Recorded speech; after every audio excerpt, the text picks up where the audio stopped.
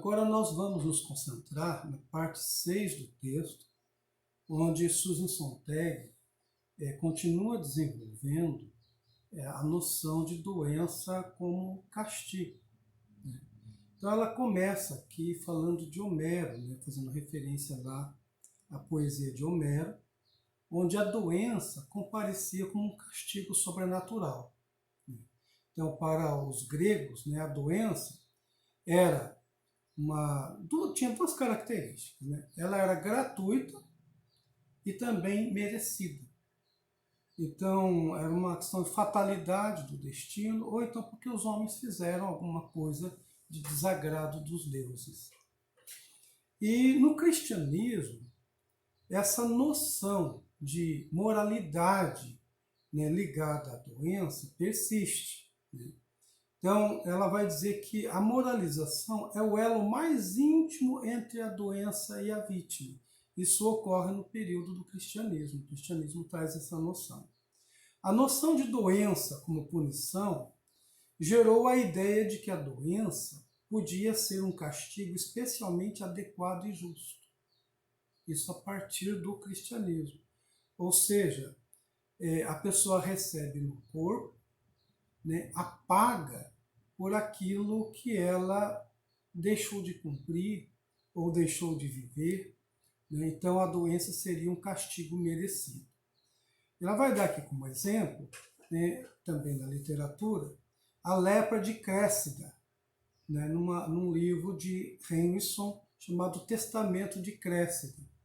E também a varíola, né, lá no livro de Claude de Lacroix, que é assim as ligações perigosas. É a varíola de Madame de Merteuil. Nesses dois casos aqui, a doença apareceria, né, como um castigo, né, adequado e justo para os personagens. Agora, no século XIX, vai haver uma substituição, diz ela. A doença, como castigo, ela cede lugar para a ideia reveladora do caráter, reveladora da personalidade. E, como exemplo, ela recorre aqui ao Schopenhauer, ao filósofo Schopenhauer. A doença é um produto da vontade. Ou seja, o Schopenhauer tinha escrito um livro, né? Escreveu um livro chamado O Mundo como Vontade e Representação, né? Fazendo assim um contraponto entre a filosofia do Kant, que é o mundo como representação. Então, tudo o que acontece no mundo faz parte da vontade do mundo. Né? E Schopenhauer então diz assim: a vontade se manifesta como um corpo organizado, e a presença da doença significa que a vontade mesma está doente. Ou seja, seria a vontade do doente, né, estaria doente. Então, a recuperação, né, teria assim algo similar, né, um poder ditatorial a fim de subjugar as forças rebeladas da vontade doente. Então, tanto o adoecimento, né, que é uma vontade debilitada, quanto a recuperação, que seria um movimento contrário, partiria aqui então da vontade da pessoa. Então, nós teríamos uma substituição daquela ideia de doença como castigo, né, para a ideia então de reveladora do caráter, né, daquilo que a pessoa faz por sua própria vontade. Ela cita também aqui, nesse mesmo momento, né, um médico chamado Bichat.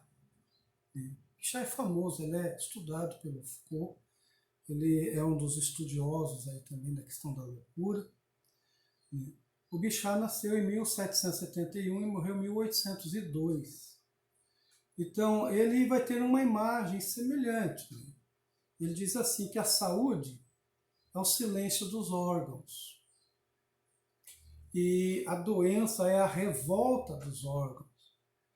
Então, observe bem, esse movimento de saúde como silêncio e a doença como revolta, aqui então é um dado de que houve uma mudança na concepção do castigo. Agora se trata de revelação do caráter. Então, a doença é a vontade que fala por intermédio do corpo. É uma linguagem para dramatizar o mental. É forma de autoexpressão da pessoa. Então, ela já não é mais aquela questão de castigo.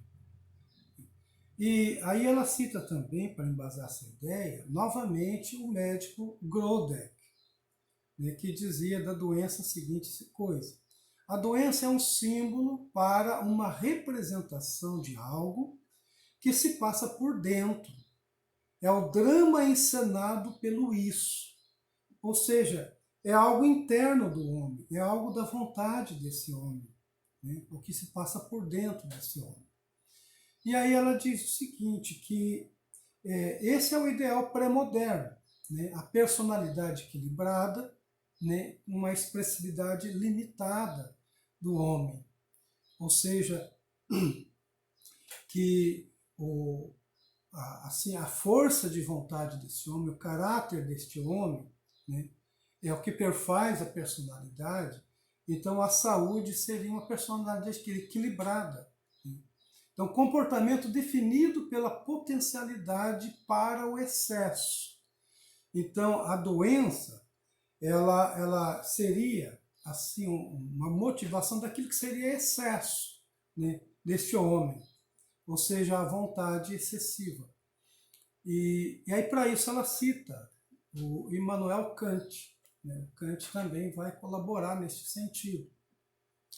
Ou seja, quando o Kant falando do câncer, né, ele diz assim de uma forma figurada: o câncer é uma metáfora para um sentimento excessivo. Sim, citando: as paixões são cânceres para a razão prática pura, e não raro incuráveis. Ou seja, ele está aqui usando da ideia de câncer, né, para acusar, né, as paixões desmedidas. Isso depois, lá no capítulo 9, ela vai falar muito disso, né, dessa linguagem que a gente usa para assim, classificar, né, problemas sociais. O Kant já está começando aqui. Então, o vínculo entre câncer e gravidez, né, também isso é uma figura antiga. Né? As paixões são afetos desventurados que se encontram grávidos de muitos males. Ele está citando Kant de novo. Ou seja, o câncer associado aqui à ideia de gravidez. E aí ela diz que o Rousseau, né, é o filósofo que tem assim uma fala mais positiva no sentido do sentimento. Né, porque o Rousseau, vocês sabem que o Rousseau, ele também procura, como Descartes, a base de uma certeza. Só que, ao contrário do Descartes, ele vai encontrar essa base justamente no sentimento humano, né? Na pureza do coração. Então, ele tem um modo mais positivo de ver os sentimentos. Para isso, dá uma conferida num livro dele chamado O Emílio.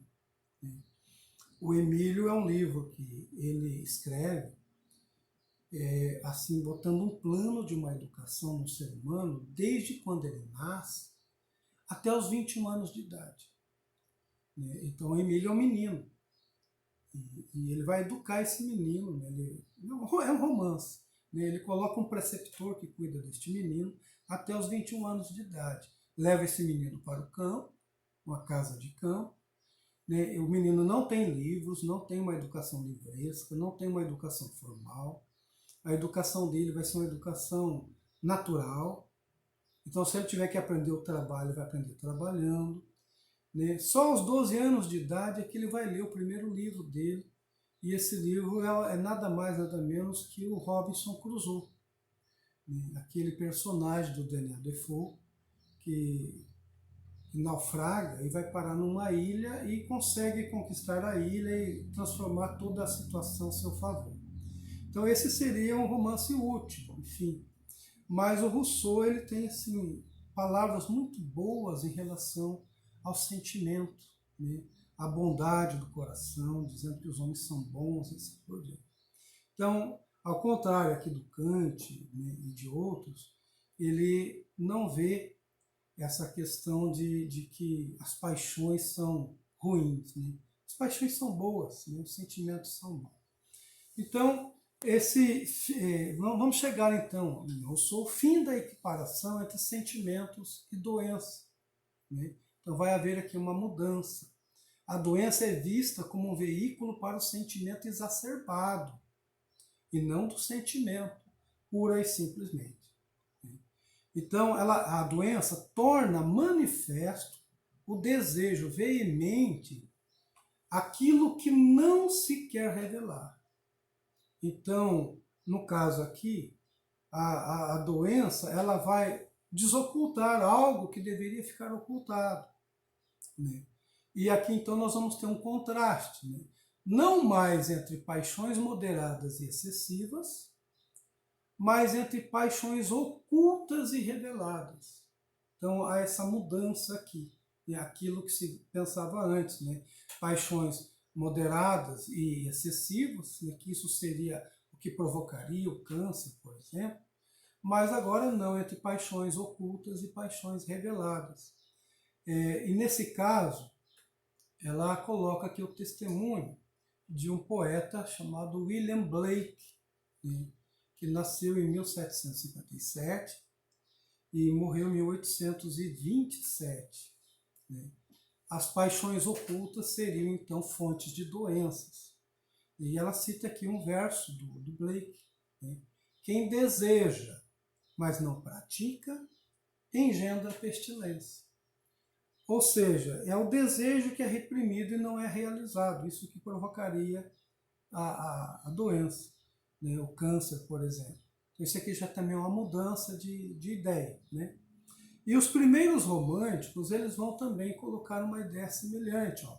A busca da superioridade mediante o desejar. Né? Desejar o desejo com intensidade. Né? Isso não traria doenças, se fosse o caso. Né? Então, a incapacidade para o desejo seria um fator, como no caso de adquirir a tuberculose. Né? Mas o romantismo nosso, aqui o contemporâneo, parte de um princípio inverso, segundo ela. Né? Então, são outros que desejam intensamente e a pessoa própria tem um pouco ou nenhum desejo. Então, ela dá aqui como exemplo, né, alguns personagens de algumas obras literárias. Por exemplo, o Pechorin, em O Herói de Nosso Tempo, né, de um autor chamado Lermontov. E o Stravogan, em Os Possessos de Dostoiévski, Stravogan, né, que também um personagem aí dos Possessos, no livro Os Possessos de Dostoiévski, e também do Sartre, né, lá do romance A Náusea, o Roquentin. E o Albert Camus também escreve O Estrangeiro, e lá tem o Meursault, né, que seria um tipo de personagem assim. Né? Pessoas com pouco desejo, pessoas calculistas, né, pessoas que não são assim obsessivas e excessivas, né, talvez. Então é o que ela vai chamar assim de anti-herói. Né? O anti-herói da literatura americana, por exemplo, né? Ele é passivo, indiferente, tem hábitos rotineiros, é insensível, dado à devassidão, autodestrutivo, prudente, não melancólico, não impetuoso, não cruel, né, dissociativo. Esse personagem, né, dos romances, né, como desses contos aqui, dessas obras que eu acabei de citar, do Dostoiévski, do Sartre, do Camus, ela vai dizer aqui, bom, esses seriam candidatos, então, ideais ao câncer. Né? São pessoas calculistas, né? Pessoas assim sem sentimentos, né? Pessoas que são assim que não demonstram muitos sentimentos, enfim. Bom, aí continuando, ela diz assim, ainda essa situação se torna a doença ainda mais com viés do moralismo. Né? Então ela diz, ó, pode parecer menos moralista, deixar de considerar a doença como punição e torná-la expressão do eu interior. Isso pode ser assim, pode parecer menos moralista. No entanto, ocorre um problema aqui, porque ela vai se revelar mais punitiva e mais moralista ainda, no sentido de que você tira a ideia de um castigo, né, de alguém que castiga um doente, né, no corpo de uma pessoa com a doença. Então é uma força de fora, e esse castigo agora passa a ser então da própria pessoa, né? Ou então você colocaria a culpa então no próprio doente, porque depende do querer dele, do sentimento dele, ou da personalidade dele. Então aí vai se levar à seguinte conclusão, de que o doente é culpado da sua própria doença, e este é um caráter mais punitivo ainda do que os anteriores, né, segundo a Susan Sontag.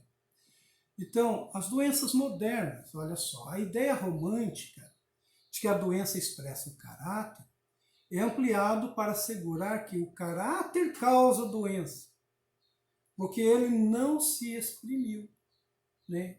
O doente não se exprimiu, então isso vai trazer a doença.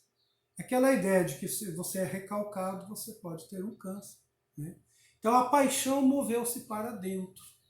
Não é mais a paixão excessiva que levaria, por exemplo, à tuberculose, né?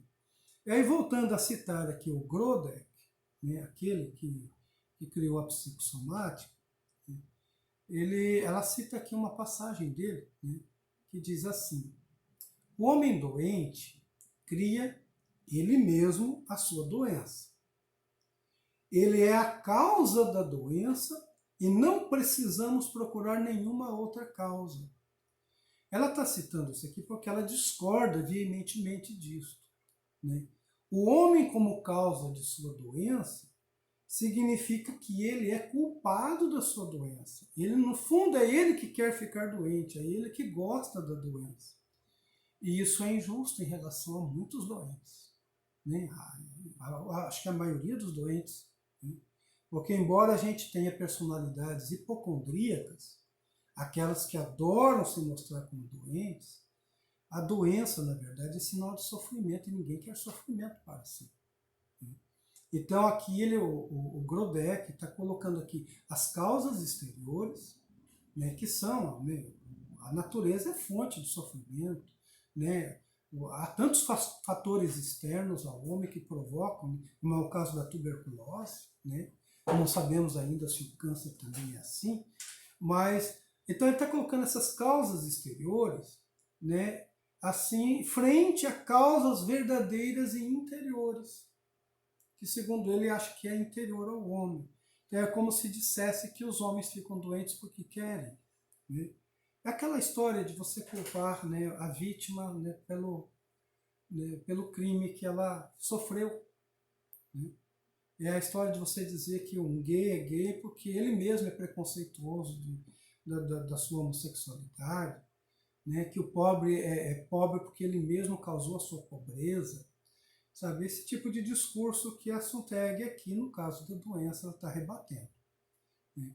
Ela cita aqui também, né, de volta o Karl Menninger, né, aquele médico, né, psiquiatra, que escreve assim: a doença é, em parte, aquilo que o mundo fez a uma vítima, mas, na maior parte, é aquilo que a vítima fez a seu mundo e a si mesma. Olha só. Então, ela citou o Grodeck e está citando Menninger agora, e ela vai chamar isso aqui de opiniões absurdas e perigosas. Por quê? Porque justamente pelas consequências de você assim, ser tentado a pensar que as pessoas sofrem e elas são culpadas pelo próprio sofrimento, né? Tais concepções, escreve ela, absurdas e perigosas, põem o ônus da doença no paciente e não só enfraquecem a capacidade do paciente para atender o alcance do tratamento médico, desculpe, para entender o alcance do tratamento médico adequado, como também, de forma implícita, afastou o paciente de tal tratamento. Então, opiniões como essa aqui não ajudam ao paciente entender o que o médico quer dele na honestidade, né? E também acaba, então, afastando a pessoa do tratamento. Por quê? Porque se ela entender que aquilo é um castigo para ela, né, que ela é própria culpada daquilo, então ela não vai procurar uma fonte de terapia naqueles que poderiam oferecer, né, um conforto. Então ela se retira do tratamento, né? Então a cura, o que é a cura? Seria, né, na opinião desse pessoal, a capacidade de autoestima do paciente, né? E isso aqui, né, ela está dizendo, é minado quando esse pessoal diz isso, né? E o paciente precisa ser estimulado também, né, para contribuir no processo. Nós vimos isso lá no texto do Gadamer, né, no texto do Jaspers, né? Quando o médico é bom, ele não olha só a doença, ele olha também o doente, né? E sabe que ajudar um doente é ajudar o doente, né, a recobrar a natureza, né, a reabilitar aquilo que foi perdido. E não é só o médico que faz isso, é o paciente também. Então, ela vai citar aqui o caso aqui de uma contista neozelandesa, né, Catherine Mansfield, que nasceu em 1888 e morreu em 1923. Né? Ela escreveu assim no diário dela: um mau dia, dores horríveis, etc. e fraqueza. Não consegui fazer nada. A fraqueza não era só física. Preciso curar o meu eu antes de ficar boa. Tenho de fazer isso sozinha e sem demora. É o que está na raiz do fato de eu não melhorar. Minha mente não está controlada. Veja, nessa citação aqui do diário, né, a Susan Sontag está contando, olha, ela já internalizou, dizendo que a doença é a doença por conta da vontade dela. Não. No caso de um câncer, não depende da vontade ou má vontade da pessoa, né, para que a doença pare. Ela precisa de tratamento, de intervenção médica. Né? A tuberculose não depende de vontade, porque é um agente externo, hoje a gente sabe, né, que é um agente externo que provoca. O coronavírus não vai depender de uma vontade. Né? É claro que, né, existe, né, aquela ideia de que o paciente ele pode cooperar também, mas colocar apenas isso, né, não é muito justo com o paciente, porque há doenças que debilitam de verdade, dependendo da vontade ou não. Né? Então, o imaginário sobre o câncer, por exemplo, ela vai dizer aqui, é muito mais punitivo. Né? Então, os românticos, por exemplo, faziam um glamour sobre a doença oriunda da paixão, no caso, por exemplo, da tuberculose. Né? Mas hoje, por exemplo, isso é uma vergonha. Né? Vergonha sobre a doença oriunda da repressão e da emoção. Então, no caso do câncer, a ideia de que ele é um castigo, sim, né? A ideia é muito mais vergonhosa. Né? Então, tem um caráter muito mais punitivo. E aqui, né, essas ideias, ela vai dizer, foram propagadas por Grodek e também por Reich, né, e por escritores influenciados por ele. Então, ela coloca aqui uma nota, assim, né? A visão do câncer como doença, do fracasso, da expressividade, condena o paciente de câncer, manifesta piedade, mas também transmite desprezo.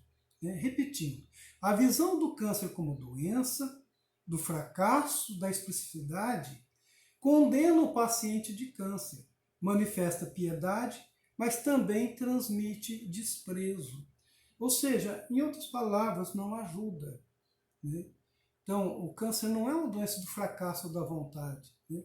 Depende aqui da personalidade da pessoa. E nesse sentido, ela cita aqui inteiro, né, um poema de um poeta anglo-americano chamado Auden, né, lá da década de 1930. Né, é um poema, né, de Auden, né, pela senhorita D. né? Me permita, assim, está aqui na página 45 e 46. Eu não disponibilizei o poema todo lá nos slides, mas eu vou ler aqui do texto mesmo. Tá? Lá nos slides eu faço só a referência. A senhora Di ajoelhou-se no altar lateral, implorou de joelhos: não me deixai cair em tentação, mas fazei de mim uma boa moça, por favor. Os dias e as noites passavam por ela, como ondas por destroços na Cornualha. Ela foi de bicicleta ao médico, com a roupa abotoada até o pescoço. Ela foi de bicicleta ao médico e tocou a campainha do consultório. Ah, doutor, tenho uma dor dentro de mim. Eu não me sinto muito bem. O doutor Tomás a examinou e depois examinou mais um pouco. Caminhou até a bacia para lavar as mãos, disse: por que não veio antes? O doutor Tomás jantou muito lentamente, embora sua esposa já tivesse terminado, e enquanto enrolava o pão em bolinhas, disse: o câncer é engraçado. Ninguém sabe qual a sua causa, embora algumas pensem saber. É como um assassino oculto à espera para nos atacar. Mulheres sem filhos pegam câncer, e homens quando se aposentam. É como se tivesse de haver um escoadouro para o seu fogo criativo frustrado. Olha só. Então, aqui, novamente, o câncer como uma frustração da pessoa, né? Então, essa é a ideia que se coloca. Né? O tuberculoso, né, podia ser um criminoso ou um desajustado, ela diz, né? Mas o canceroso é como personalidade dos perdedores na vida. Né? Então, o canceroso é visto como alguém que foi reprimido, alguém frustrado, né? Um perdedor. Então, nesse sentido, há alguns que vão assim olhar na história algumas personalidades, né, que morreram de câncer, né, como é o caso do Napoleão Bonaparte, é o caso de Ulisses Sangrán, é o caso de Robert Taft, né, e também é o caso de Hubert Humphrey. Né, o câncer diagnosticado como reação à frustração. São pessoas que, no caso de Napoleão, né, que tentou um projeto que depois foi exilado, não deu certo, então colocam isso. E também o Freud, também o Wittgenstein. Né? O Freud, né, como vocês viram lá, o Reich falando dele, né, morreu de câncer, câncer na mandíbula, aqui, né, no maxilar inferior. Né? E o Wittgenstein, o filósofo Ludwig Wittgenstein, ele morreu de câncer de próstata. Né? Então, no caso aqui, o Freud, porque o Freud reprimiu seus desejos sexuais. Né? No caso do Wittgenstein, porque era um filósofo gay, né, que quando ele tinha relação lá com um jovem, né, ele morria assim assim, tinha escrúpulos por isso. Né? Então, ele passou a vida, né, mais assim, continente, né, do que uma vida sexual ativa. Né? Então ele vai dizer que é um castigo aterrador por uma vida de renúncia e instinto. Né? Então morreram justamente ainda naquelas partes, né, que por acaso foram refreadas, enfim. Então essa é a ideia do câncer, né, uma ideia punitiva, né, uma ideia que vem da personalidade das pessoas. Né?